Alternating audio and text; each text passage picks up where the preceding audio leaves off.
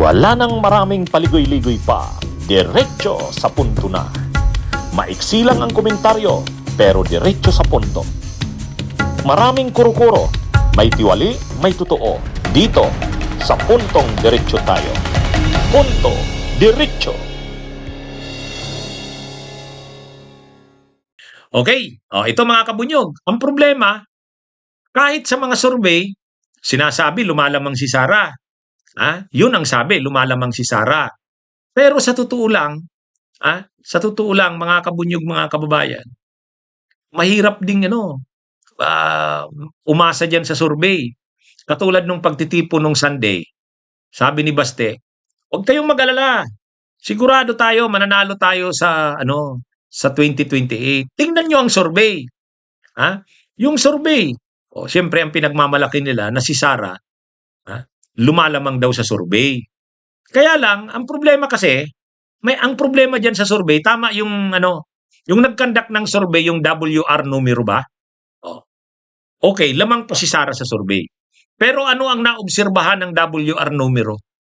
Na maganda yung paliwanag nung head at founder ng WR numero, yung survey firm.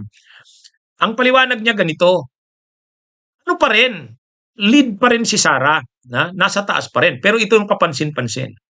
Siya pa lang ang nagdeklarang magpipresidente. Siya pa lang.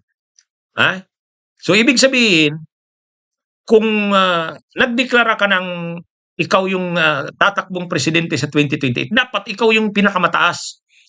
Ibig sabihin, sobrang taas mo kumpara sa iba. Hindi naman eh. Mataas si Sara kumpara sa iba, pero hindi naman sobrang layo. Kay Lenny, kay Tulfo, hindi. Hindi sobrang layo. Yun ang problema ni Sara sa survey. Hindi naman, nag-anunsyo ka na, tapos hindi ka pa rin malayo dun sa iba. Yes, so this is a long list of the potential candidates for president. So as you can see, Vice President Sara Duterte is still leading, and she's been consistently leading over the past few opinion monitors that we published. But we actually, something to note is that the data represent a post-announcement sort of story and headline.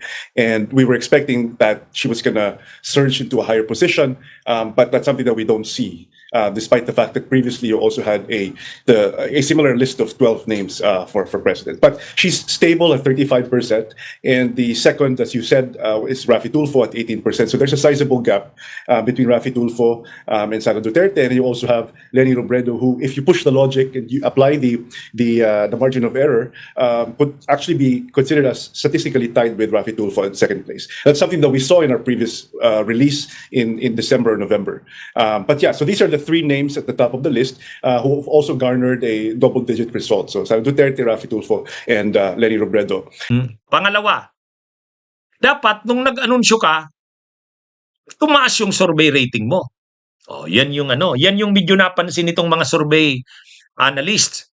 Ang analysis nitong mga survey analyst, mga kabunyog, mga kababayan, sabi nila, medyo ito, medyo ibang klase. Kasi dapat nung nag-anunsyo si Sara, dapat biglang tumaas. Dapat biglang tumaas. Yun yung effect nun. Ibig sabihin na-excite yung mga botante mo, ay yung supporters mo. May mga tao na undecided pero nung nalamang tatakbo ka, bigla silang susuporta sa'yo. Dapat yung pag-anunsyo ni Sara, nag-reflect yan sa pagtaas. Walang movement. Static. Ibig sabihin, steady lang. Mahirap yan. Kaya sabi ng mga political analysts, itong mga survey firms, katulad nung WR numero, yung nag-conduct ng survey, medyo, napaka-irregular niyan. Kasi ibig sabihin, nag-anunsyo ka, hindi man lang tumaas yung survey rating mo. Kumbaga, ang Duterte, may supporters siya. Solid yung supporters niya. Pero hindi na nadadagdagan. At nung nag-anunsyo si Sara, hindi tumaas yung survey rating niya. So, medyo medyo nakaka-alarma yun. Kasi dapat tumaas ka nung nag-anunsyo ka.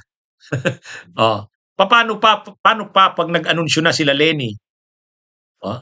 Paano pa pag nagsanib sila Lenny at sila Tulfo at ang Marcos? Di lalong lalong tataas yan. Tapos si Sara nandun lang sa steady. Oh, yan yung problema. Kaya may problema rin sa survey.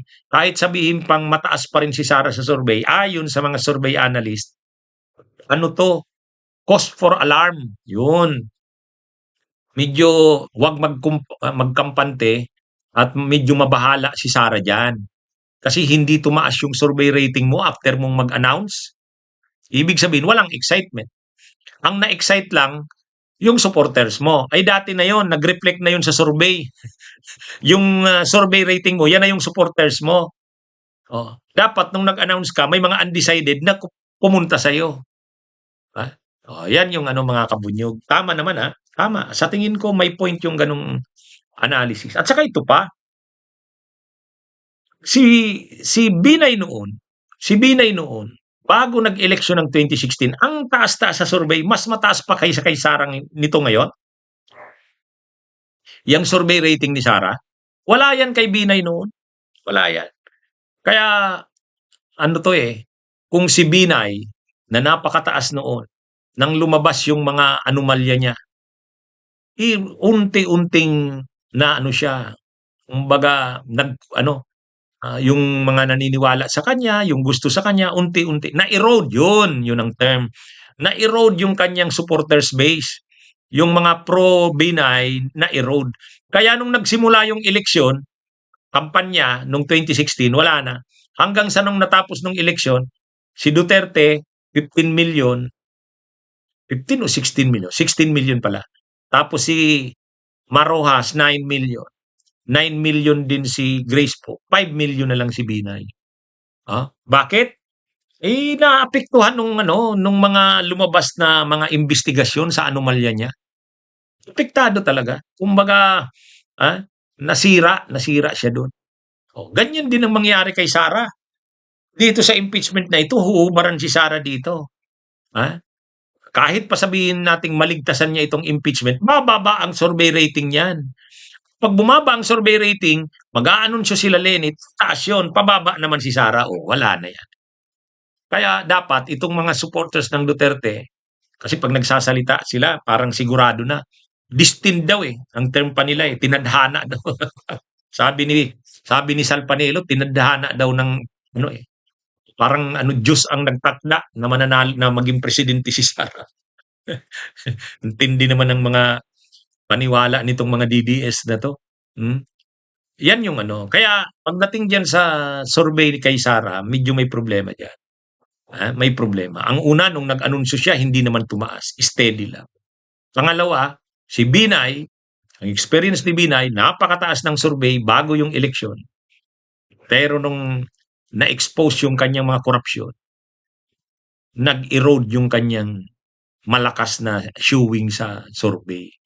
Yan yung Binay. Kaya malamang, pagdating dito kay Sara, ganyan din ang mangyari. Yan ang problema ni Sara sa survey. Bunyog, halikan na kasama ka.